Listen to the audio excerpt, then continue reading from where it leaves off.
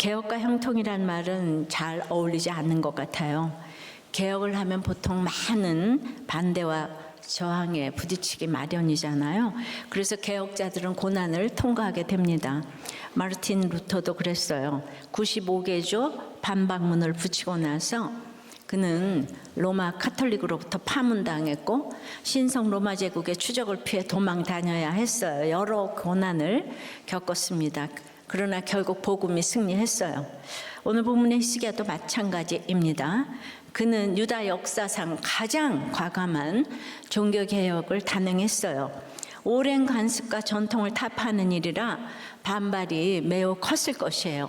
하지만 성경은 그가 어디로 가든지 형통했다고 기록합니다. 도대체 어떻게 이런 일이 가능했을까요? 히스기야가 개혁을 하면서도 형통할 수 있는 비결은 무엇이었을까요?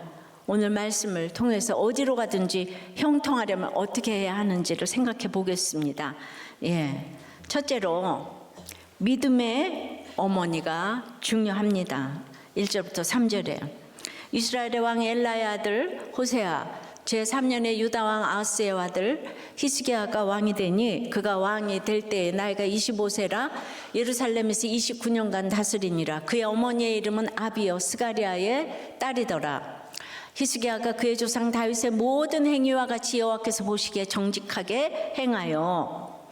지금 북이스라엘 마지막 왕 호세아 3년이면 망하기 6년 전이에요.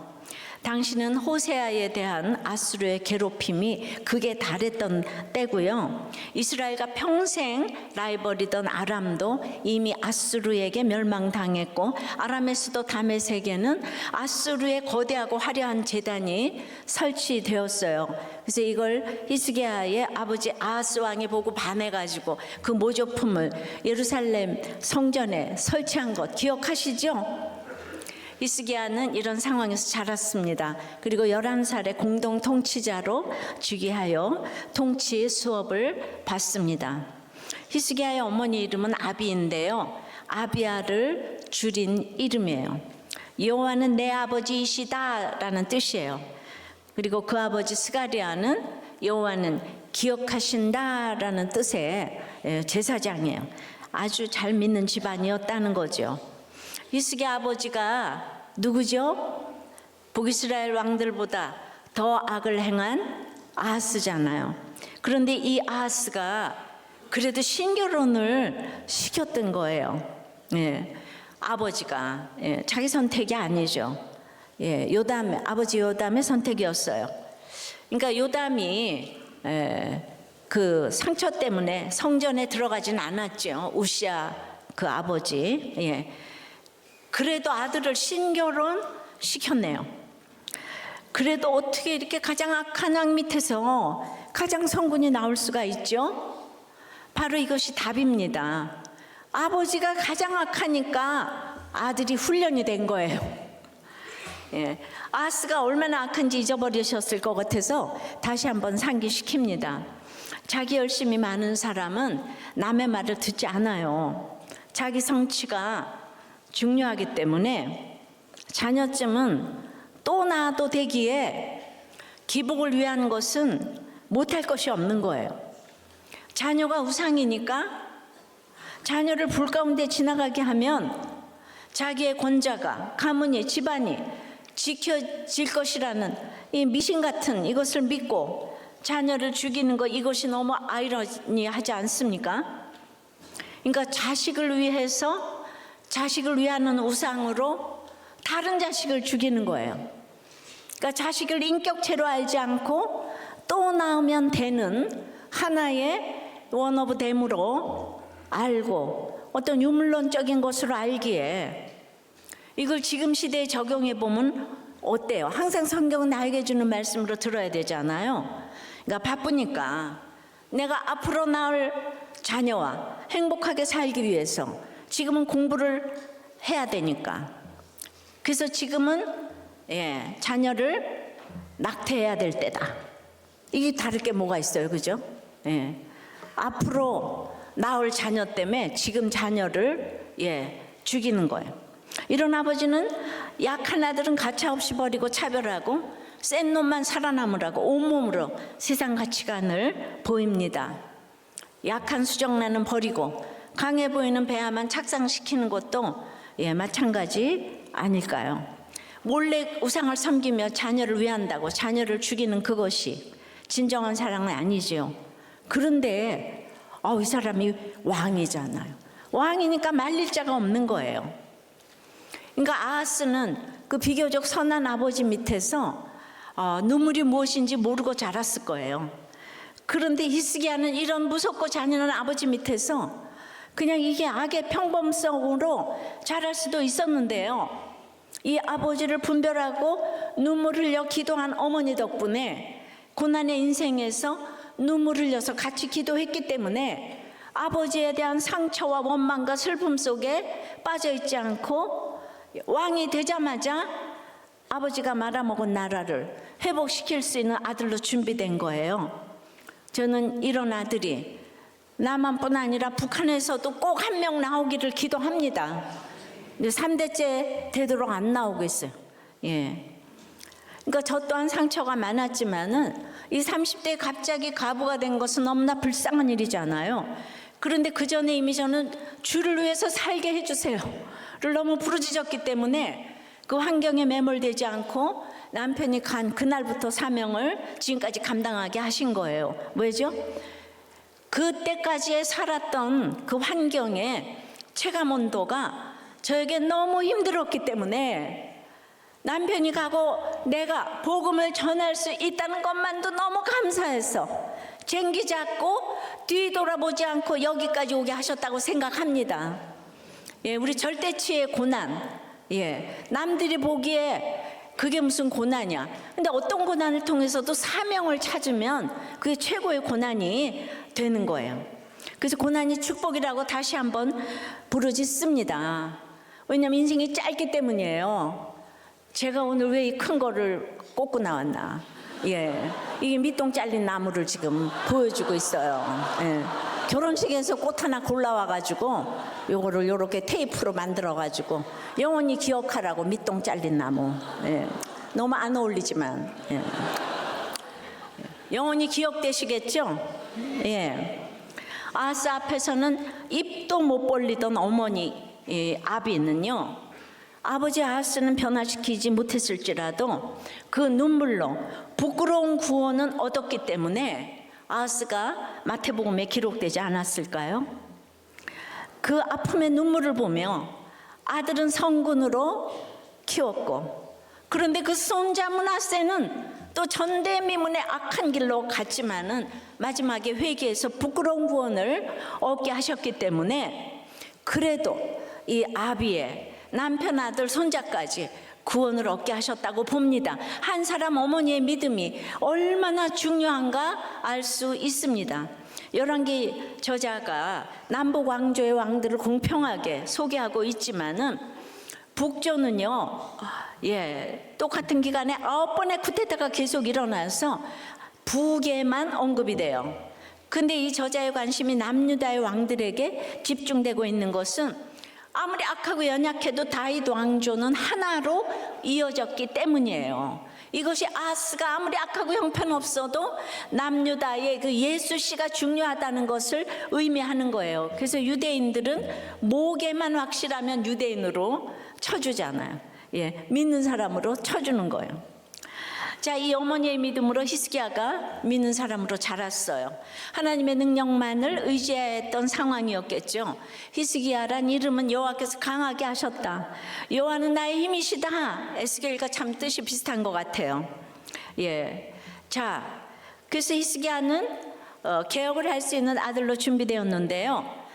우리가 보니까 악한 부친 밑에서 성군이 나오고, 이 최고의 성군 히스기야 밑에서 가장 악한 왕 므낫세가 나오는 구조는 오직 믿음으로 구원받는다는 여전한 그 믿음의 원리를 보여주고 있어요. 물론 성군 밑에 성군, 악한 왕 밑에 악한 왕도 나오는 4가지 모델이 골고루 존재합니다. 그러나 여러분들, 고정관념을 버려야 된다는 거예요.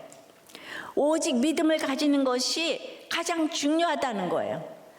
믿음을 가지면 여호와께서 강하게 하실 줄 믿습니다.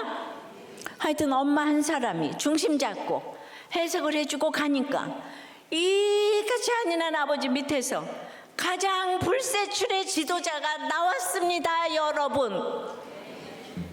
이거 옳고 그름으로 따지지 말라는 거예요. 적용 질문이에요. 여러분의 모델은 네 가지 중에서 어떤 거예요? 악한 부모 밑에서 가장 선한 자냐고 나올 거 믿습니까? 신결혼은 필수라는데 얼마나 동의합니까? 나는 어떤 엄마입니까? 어떤 아내입니까? 제가 왜 엄마 아내만 얘기할까요? 여자가 재질이 좋잖아요. 여자는 뼈고 남자는 흙이잖아요.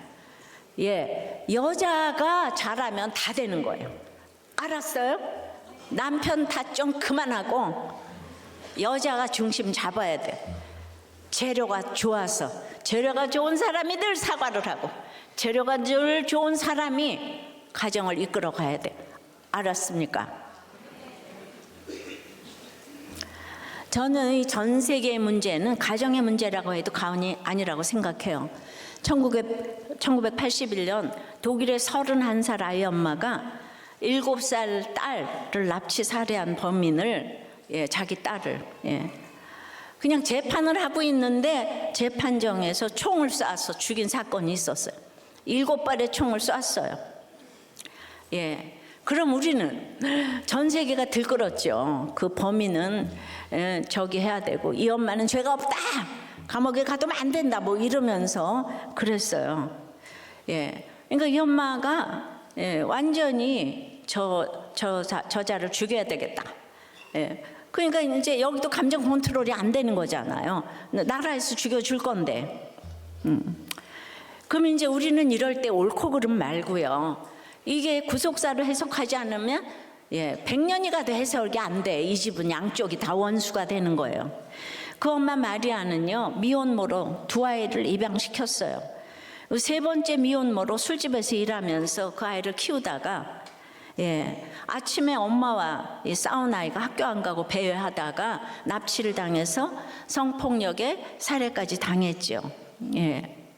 그럼 왜 이런 일이 왔을까? 그 마리아네 부모도 다 이혼하고 이래가지고 돌봄을 받지 못했어요. 가정이란 게 없어요. 마음대로 성관계하고 중고등학교 때부터 아이 낳으면 남자들이 책임 하나도 안 지고, 그래서 벌써 고등학교 때 2아이를 낳았어요. 입양을 시켰어요. 그 이제 세 번째 아이는, 근데 남자들은 다 아이만 낳고 떠나버렸어요. 그러니까 무서운 피해의식이 있는데, 그 남자는 또 납치한 남자는 성중독인 거예요. 이 양쪽의 남자 여자가 자기 얘기를 나눌 때가 이 세상에 없는 거예요. 그래서 유럽이 지금 이제 유럽에 예수가 죽었어요. 인본주의가 아주 왕노릇하잖아요. 그러니까 교회가 없고 이런 얘기를 하나도 할 데가 없는 거예요. 제가 이걸 보면서 모두 우리들 교회 목장에 오면 얼마나 좋았을까. 그러니까 뭐 아이를 어떻게 낳아야 되는지 키워야 되는지 얘기할 사람이 이 세상에 없어요. 유럽이 잘 먹고 잘 살면 뭐 하겠어요. 예수가 실종이 됐는데 어떻게 예수 없이 이 무서운 세상을 살 수가 있겠습니까? 다 똑같다는 생각을 해요. 가정이 살아야 모두가 살아나는 거예요. 지역감정, 진영 논리 다 마찬가지인 거예요. 환경을 해석을 하니까 형통한 거예요. 그러니까 똑같은 상황이에요. 어저께 청년부 교폐가 끝났어요. 피드백 몇 개만 좀 읽어드릴게요. 우선 안 갔으면 이 큰 사랑을 몰랐을 텐데 아찔합니다, 뭐 이런 얘기가 있고요. 자기는 아빠를 어렸을 때부터 죽이고 싶고 미워하고 다 똑같은 거예요. 그런 청년이 한둘이 아니에요. 아빠를 죽여야 되겠다. 근데 믿음이 없으면 그 실행하는 거예요. 그래서 부모랑 안 보는 집도 너무 많아요. 그랬는데 아빠를 지체로 바라보게 해달라고 간구하면서 큐페 가서 먼저 회개하지 못했던 걸 회개하면서 방언이 터졌습니다. 또 하나 친구는 교제 중인 여자친구가 위암 사기 판정을 받고 갔는데 이 모든 기도와 저의 기도로 저도 방언이 터지게 되면서 사건이 해석된 은혜를 주셨어요. 또 하나는 진짜 은혜 너무 받았는데요. 기대를 안 하고 온 조언들도 다 기대보다 훨씬 더 좋았다고. 조 전체가 하나가 되어 기도하고 찬양하고 말씀 듣고 나누고 공감하고 위로하고 즐겼던 행복한 시간이었고요. 수련회 맨 앞줄에서 예배드리고 다 같이 강단에 올라가 무릎 꿇고 기도하고 눈물 펑펑 흘리며 기도하다가도 언제 그랬냐는 듯이 미친 듯이 춤추고 뛰고 찬양하고 2박 3일 동안 단 한순간도 행복하지 않았던 순간이 없었어요. 이번 큐페를 통해서 하나님을 깊이 만나게 해달라는 것이 기도 제목이었는데 우리 조언 모두가 다 만났어요. 정말 은혜였습니다. 할렐루야. 결혼을 앞둔 40여 커플이 맨 마지막에 단상에 올라 축복을 받는 장면은 마치 올림픽 시상대 위에 메달리스트와 같은 영광스러운 순간처럼 느껴졌습니다. 그리고 다들 아이 많이 낳겠다고 선포했답니다. 그리고 이제 우리 김지연 강사님이 가스 번호만 있으면 결혼해 라고 외치셨대요. 가스 번호만 있으면. 알았쇼? 그러니까 보세요. 이렇게 다 해석이 되니까 살아가는 거죠. 독일이면 뭐하고 미국이면 뭐해. 예수가 없으니까 다 비참하게 살아. 여러분들 아무리 훌륭한 학교 가서 동창회 가면 맨날 만나면 무슨 말해요. 우리도 교회처럼 매일 목장에서 이렇게 살아있는 얘기를 자기를 직면하는 얘기를 하는 나눔은 이 땅에 없어요. 여기는 정말 천국 공동체 맞아요. 누가 자기 얘기를 합니까? 다 가면 쓰고 좋은 얘기만 하고. 자, 이렇게 믿음의 어머니로 아버지로 준비되어 만나는 것보다 더 귀한 일이 없기 때문에 우리 청년들이 이혼을 안 하잖아요. 아이도 많이 낳잖아요. 다 잘 살잖아요. 지금이 얼마나 위기인데요. 자, 어디로 가든지 형통하려면 첫째 믿음의 어머니가 중요합니다. 두 번째는 뿌리 깊은 우상을 제거해야 합니다. 자, 히스기야가 다윗처럼 살아서 정직행한 일은 무엇일까요? 4절이에요.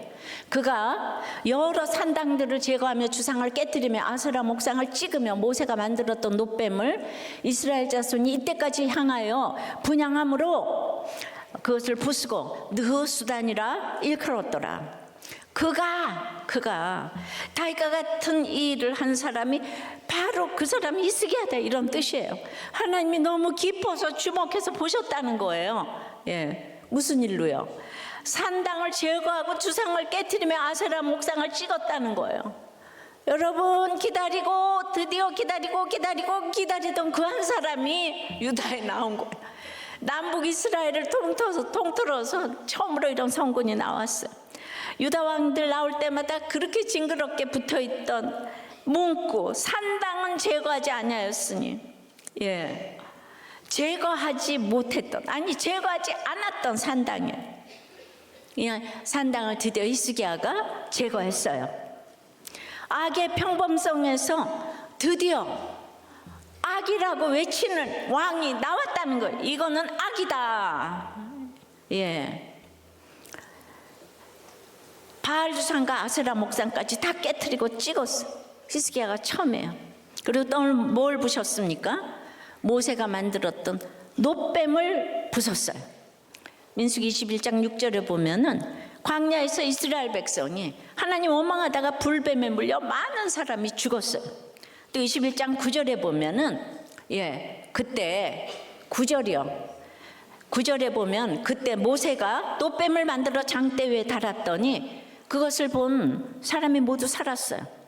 이 놋뱀이 모세가 만든 진품이라면 몇 년 된 보물일까요?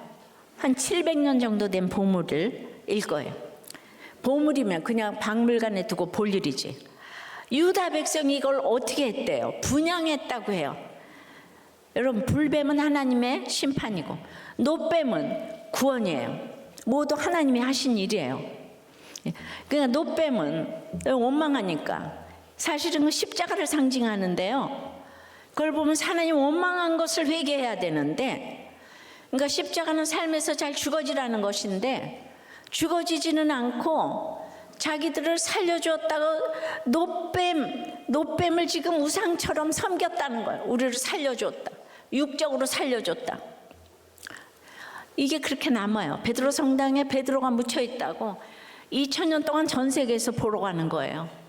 거기 가면 시장처럼 인파가 많아가지고 관광 수입이 너무 많아서 거기가 바티칸이 에버랜드보다도 작은데요. 인구는 여성 32명에 남성 540명, 총 572명인데 바티칸 공화국으로 독립국가가 됐잖아요. 그러니까 바티칸의 우상이 대단합니다. 그러니까 히스기야가 우상 숭배하지 말란 명령을 백성이 들을 리가 없다는 걸 너무 잘 알았어요. 그래서 그 역사적인 보물을 아낌없이 부셔버립니다. 부셔버립니다. 그 산당 자체를 제거하고, 모든 우상을, 심지어 최고의 노뱀 보물까지도 박살내서 느흐스단, 노조각으로 만들어 버립니다. 이게 무엇과 같은가 하면요, 이 캐톨릭에서 루터가 개혁해서 개신교가 나왔잖아요. 거기 면죄부 팔고 막 이랬잖아요. 돈 가지고 천국 간다. 그래서 개신교가 나왔는데 아직도 캐톨릭은 건재하고 있어요.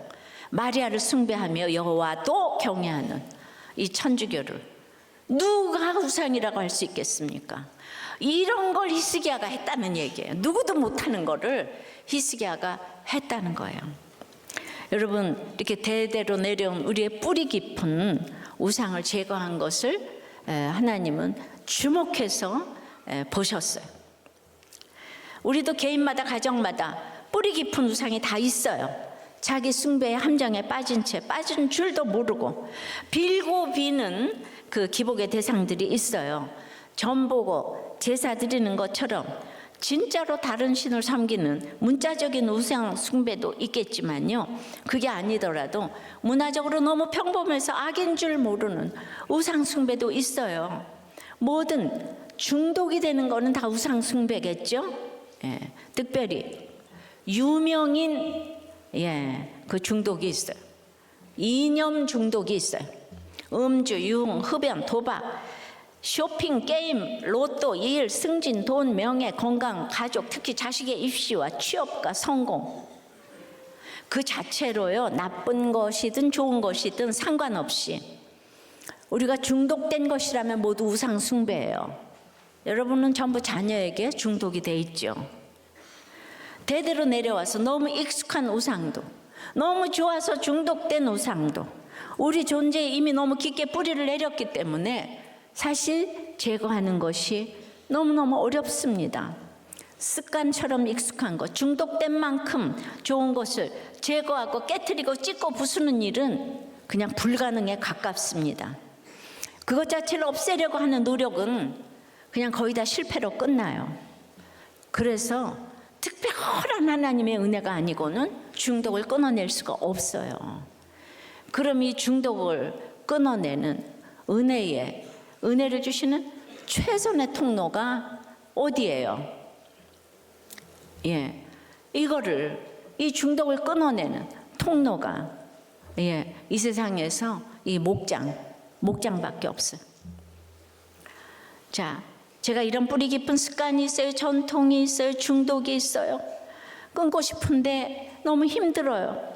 나누고 고백하고 우리도 꽤 22년 사역을 통해서 임상적으로 입증이 됐잖아요.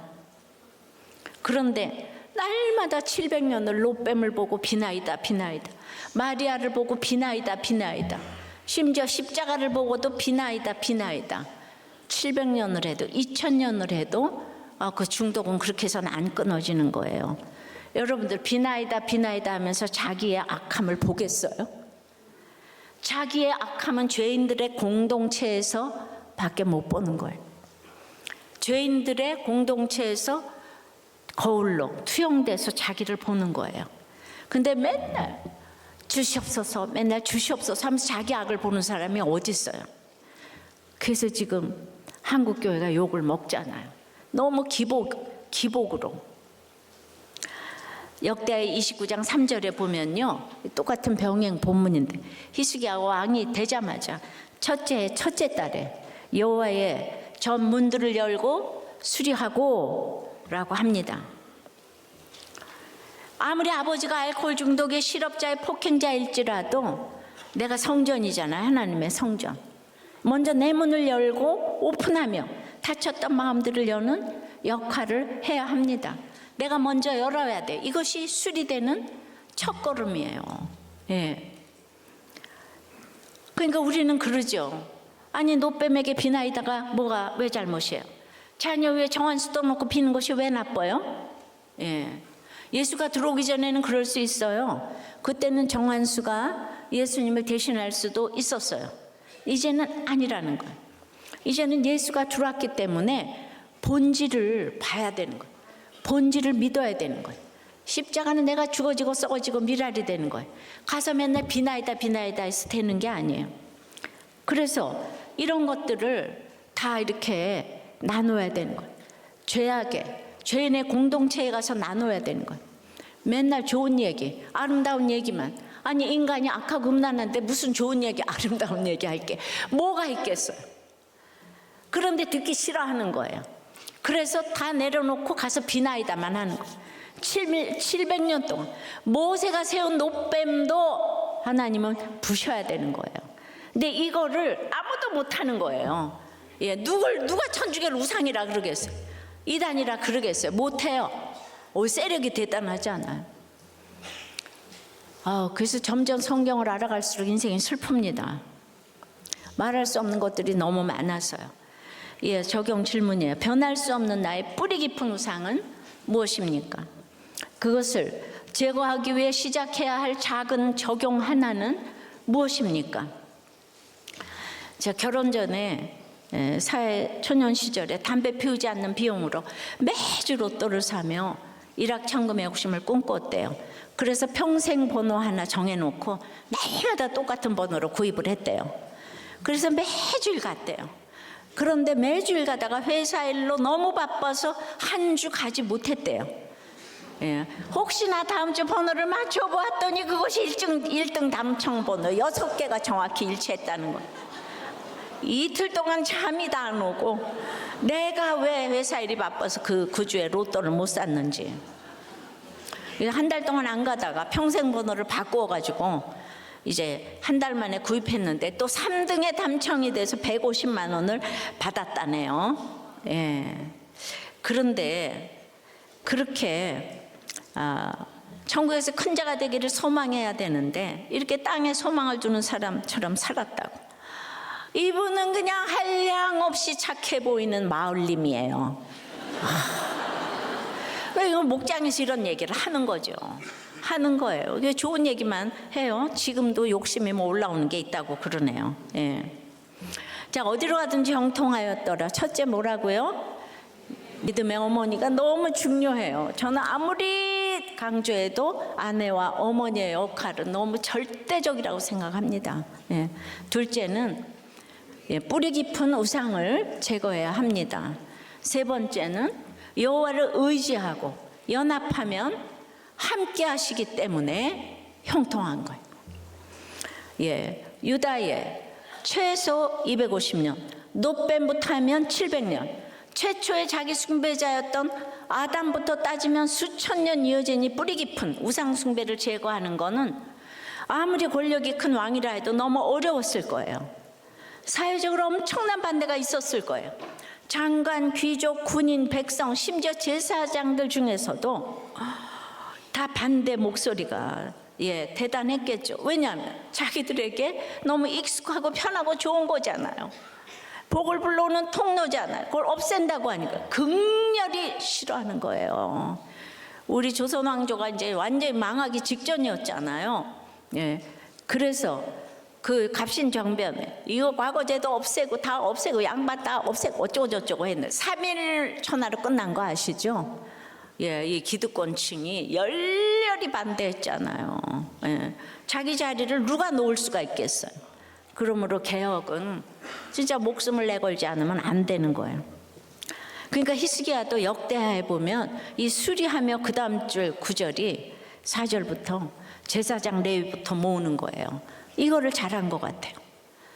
그러니까 구속사를 전하기 위해서도 목사님 큐티 목회 세미나를 왜 하냐면 목사님 한 사람이 교회를 변화시키잖아요. 그걸 10년 동안 했잖아요. 그런데 히스기야가 그렇게 했더라고요. 제사장 레위부터 모아가지고 양육을 시켰더라고요. 그 중요한 게 뭐예요? 히스기야가 어떻게 했어요? 5절입니다. 히스기야가 이스라엘 하나님 여호와를 의지하였는데 그의 전후 유다 여러 왕 중에 그러한 자가 없었으니, 이 상황에서 히스기야는요 지금 너무 힘든, 다 둘러싸인 이 상황에서 하나님 여호와를 의지했어요. 의지하다는 열왕기에서 히스기야에게만 쓰인 단어인데요, 불안하고 두려운 상황에서 하나님만 믿고 힘입어 안정과 평안을 찾는다는 뜻이에요. 여호와도 믿는 게 아니고 여호와만 믿어가지고. 전제가 뭐예요? 불안하고 두려운 상황에서, 적군이 사방을 포위하여 어찌할 수 없는 상황, 마음이 어렵고 무섭고 떨리는 상황이 온 거예요. 이때 어떻게 합니까? 우리 문제 하나 생기면 학연, 진연, 인연 그냥 다 찾아다니잖아요. 저마다 구원자를 찾아 헤매지만은 다 헛된 수고로 끝나는 거예요. 그래서 결국 어디까지 생각합니까? 죽음이에요. 이렇게 살 바에는 죽어야겠다. 이것이 하나님 떠난 인간이 스스로에게 내리는 가장 큰 악이에요. 그런데 이 큰 악을 우리나라가 그동안은 비교적 이 단일 민족에 이렇게 자살도 안 하고 비교적 굉장히 퀄리티가 좋은 민족이었어요. 그런데 이 악을 요즘 너무 쉽게 행하는 거예요. 지난 주간도 유명 연예인의 작년에는 기상 캐스터 등 아주 무서운 시대가 되어서, 살았을 때는 그렇게 악플로 괴롭히고 나서 죽고 나면 굉장히 또 위한다고 그래, 그 사람들을. 그러니까 사람들의 말에 일희일비하면 안 되는 거예요. 아무리 힘들어도 힘든 상황은 알겠지만 그런 선택을 하면 안 되는 거예요. 자살은 이 시대에 악의 평범성이 돼가고 있어요. 낙태를 힘들어하다가 다 하니까 다 따라 했잖아요.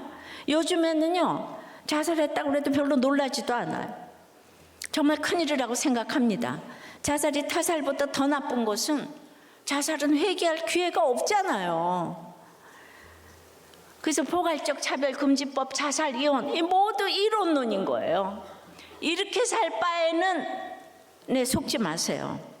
죽음 외엔 생각할 수 있는 게 없는 이 힘든 상황이 성도에게도 똑같이 찾아와요. 그런데 이때 성도는 어떻게 합니까? 큐페 가야죠. 아니, 특별히 한 청년이 자살 충동 때문에 살려고 왔다는데 하나님 만났다 해요. 이번에 와서 하나님 만났대요. 말씀이 변화시키는 거예요. 뿌리 깊은 우상을 제거하기 위해서 영적 전쟁을 치르면서 히스기야는 사람 의지하지 않았어요. 왕권도 의지하지 않았어요. 군대도 의지하지 않았어요. 오직 하나님만 의지했어요. 여호와 보시기에는 악인 것이 사람이 보기엔 악이 아닌 것이 많아요. 여러분, 하나님을 버리는 것은 사람을 취하는 거예요. 그래서 불신결혼하려고, 그 사람 취하려고 하나님 버리고 나가잖아. 불신결혼하려고 교회를 떠나요. 그러니까 하나님이 없으니까 인본주의를 취하고 권력을 취하고 미모를 취하고 열심히 쫓아다니나, 그것이 인간의 일이기 때문에 사람 쫓아다니는 사람은 하나님을 취할 시간이 없는 거예요. 결국엔 우상이기 때문에 모래 성인 거죠. 하나님이 계시는 성전을 등지고 거룩한 곳은 자꾸 피하게 되는 거예요. 하나님만 의지하지 않고 하나님도 의지하기 때문에. 그래서 주님은 히스기야의 이 믿음을 크게 칭찬하시는 거예요. 이전에도 이후에도 없을. 이 히스기야가 유일하다. 그래서 막 기쁨을 이기지 못하시는 거예요. 근데 히스기야가 이렇게 된 게 히스기야 자기 자신이 믿음이 좋은 거예요. 하나님의 은혜지만 오직 아버지 아스의 공로 아니겠습니까? 그 집집마다 힘든 가족들이 있으면 공로자인 거예요. 공로자. 그 죽고 이혼하고 그럴 게 아닌 거예요. 인생이 밑동 잘린 나무기 때문이에요. 짧아요. 사명 감당하셔야 돼요. 이어지는 6절, 7절, 8절에 곧 그가 여호와께 연합하여 그에게서 떠나지 아니하고 여호와께서 모세에게 명령하신 계명을 지켰더라. 여호와께서 그와 함께 하심에 그가 어디로 가든지 형통하였더라. 저가 아스루 왕을 배반하고 섬기지 아니하였고 그가 블레셋 사람들을 쳐서 가사와 그 사방에 이르고 망대에서부터 견고한 성까지 이르렀더라. 히스기야가 이렇게 하나님을 의지하니까 자연히 하나님과 연합한 거예요. 하나님께 연합했어요. 예. 연합은요, 그냥 친분이나 동맹을 맺는 게 아니에요. 아주 딱 달라붙어서 하나처럼 되는 거예요.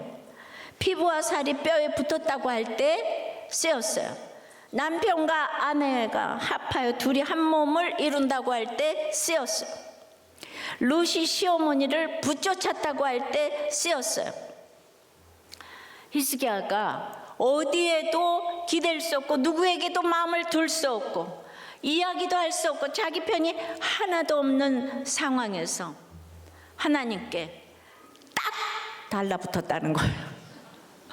세상 모두가 반대할 때도 절망해서 죽을 생각을 하는 대신 하나님께 딱 달라붙었다는 거예요. 그래서 히스기야가 딱 풀 성도였다는 거예요. 좀 딱 달라붙으라고. 이렇게 하나님께 딱 붙어서 연합했기 때문에 히스기야는 하나님을 떠나지 않았어요. 사실 떠날 수 있는 것이 없었어요. 하나님께 붙어 있는 것 말고는 히스기야가 할 수 있는 게 없었어요. 우리는 떠날 곳이 있기를 구해요. 그래서 늘 플랜 B를 준비하죠. 내가 너 아니면 사람이 없는 줄 알아? 내가 여기 아니면 갈 곳이 없는 줄 알아요? 이것이 여러분들이 너무 외치고 싶은 말이잖아요. 이런 말 좀 속 시원하게 하고 딱 사표내고 나오면 너무 사이다. 예. 그렇죠? 그래서 죽고 이혼하고 그러는 거예요. 예. 저는 아주 우리 집이 망한 게 얼마나 감사한지, 우리 집이 부자였다면 나는 이혼했다고요. 내가 왜 살아요? 그래서 내가 잘난 게 없고 우리 집이 망해 주었기 때문에 날이 갈수록 감사한 우리 집의 망함. 이게 구속사로 해석을 잘해야 돼요. 내가 다 갖췄는데 우리 집이 돈까지 많았는데 내가 왜 걸레질하면서 그 시집살이를 하겠어? 남편한테 매맞아가면서 내가 그거를 왜 살아요? 돌아갈 곳이 없으니까. 예. 그래서 진짜 하나님 외에 떠날 데가 없는 게 축복이에요. 받아주는 사람도 없고 갈 곳도 없고, 그래서 하나님만 의지하고 연합하고, 예. 그러면 전무후무한 믿음의 사람이 되니까 바로 갈 곳 없고, 예. 받아주는 사람 없는 게 최고의 노후 보장이라 이 말이에요. 우리는 밑동 잘린 나무기 때문에 잠시 후에 누가 먼저 갈지 어떻게 알아요, 그죠? 그러니까 우리가 떠날 것 없어 걱정이고 두렵고 불안하고 그냥 노후를 염려하고 하는 지금 상황이 축복인 거예요. 하나님이 여러분을 떠나보내시지 않겠다는 강력한 의지의 표현인 거예요. 힘들수록 여호와께 연합합시다. 두려울수록 하나님께 딱 붙어 있읍시다. 예, 어떤 상황에서도 연합할 때 어디로 가든지 형통하기 때문입니다. 왜죠? 하나님께 연합한 사람은요, 오늘 그 말씀, 계명을 지킨다고 그랬어요. 말씀을 무시하지 않아요. 말씀을 듣고 그대로 하고자 애를 씁니다. 여호와께서 함께 하시는 사람은 그래서 함께 하시니까 공동체를 귀하게 여깁니다. 공동체를 무시하면 형통하지 못해요. 예. 여러분들이 아무리 로타리 클럽 가봐요. 일주일에 만나서 하는 대화가 뭐예요? 다 세상 얘기밖에 더해요. 그러니까 이런 공동체가 이 세상에 어디 있어요? 형통하였더라. 예, 그 해당하는 원형 사칼 동사는 지혜롭게 행하다, 이해하다, 통찰력 있다, 번영하다, 가르치다, 다양한 의미를 내포하는 동사예요.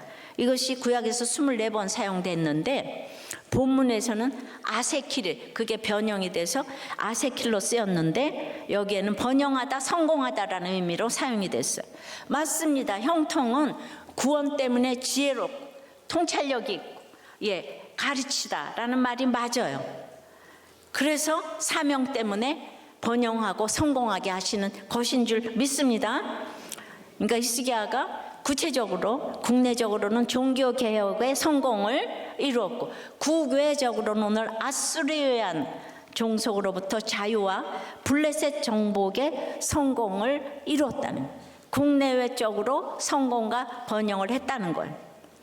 히스기야가 이런 형통을 받았기에 종교개혁에 성공을 한 거예요. 그러면 이게 역사적으로 보면 유다의 군사력으로 이걸 이긴 게 아니에요. 지금까지 아수르가 너무 강한데, 그때 아수르가 사르곤 2세가 갑자기 전쟁에서 죽었어요. 그리고 그 아들 사네립이 왕위에 오른 상황이었는데요, 이 왕권 교체기를 틈타가지고 유다와 블레셋에 대한 장악력이 갑자기 좀 약해졌어요. 지금 딴 군데 이제 저기 이끌고 반란군을 진압해야 됐기 때문에. 무슨 뜻이에요? 하나님이 히스기야와 함께 하셔서 어디로 가든지 형통하게 하시니까 세계 전체가 히스기야를 위해서, 유다를 위해서 돌아가게 하셨다는 거죠. 우리가 하나님과 연합하여 하나님과 한편이 되면 우리가 온 우주의 중심이 되는 줄 믿습니다. 왜 중심이 되게 하십니까? 구원을 위해서죠. 가족과 지체와 이웃을 섬길 힘도 주시고 지혜도 주시고 권세도 주시는 것은 구원 때문에. 그래서 형통의 결과는 지혜롭게 통찰력을 가지고 잘 가르치는 거예요. 천하만민이 복을 받아요. 우리 집이 복을 받고 목장에서 복을 받고 하나님이 나와 함께 하시면은 천하만민에게 복을 전하는 통로가 되는 것입니다. 형통은 이 세상에서 잘 먹고 잘 사는 것이 아니에요. 참으로 예수 그리스도께서 이루시고 성령께서 우리 각 사람에게 적용해 주시는 구원의 복이에요. 여러분, 그렇게 제가 어디로 가든지 형통케 하신 걸 여러분들은 보고 계시죠? 지금 전 세계의 복음을 전하는 정말 상상이 안 되는 일이 일어났습니다. 어디로 가든지 형통한 이 복을 받으시기를 바랍니다. 또 복을 받게 하는 통로가 되실 줄 믿습니다. 적용 질문이에요. 지금 두렵고 불안하고 걱정되는 일은 무엇입니까? 그래서 하나님을 의지하고 연합하고 하나님이 나와 함께 하심을 믿습니까? 일이 뜻대로 안 풀리는 것과 내가 하나님 편에 온전히 서 있지 못한 것 중 무엇에도 애통합니까? 복 받기만을 바랍니까? 가족과 지체의 이웃을 복 받게 하는 통로가 되기를 바랍니까? 어디로 가든지 형통하였더라 인생을 깨닫고 신앙 고백으로 드리는 헌금을 받아 흠양하여 주시옵시고, 이 말씀대로 너희의 온전한 11조로 창고에 들여 나의 집에 양식이 있게 하고 그것으로 나를 시험하여 내가 하늘문을 열고 너희에게 복을 쌓을 것이 없도록 붙지 아니하나 이 보라에 축복을 내려 주시옵소서. 그래야 저희들의 사업과 회사와 이 공부와 프로젝트와 아이디어와 또한 생명의 잉태와 건강과 물질과 관계와 목장에 기름을 부어 주시옵소서. 예수 그리스도 이름으로 기도드리옵나이다. 아멘.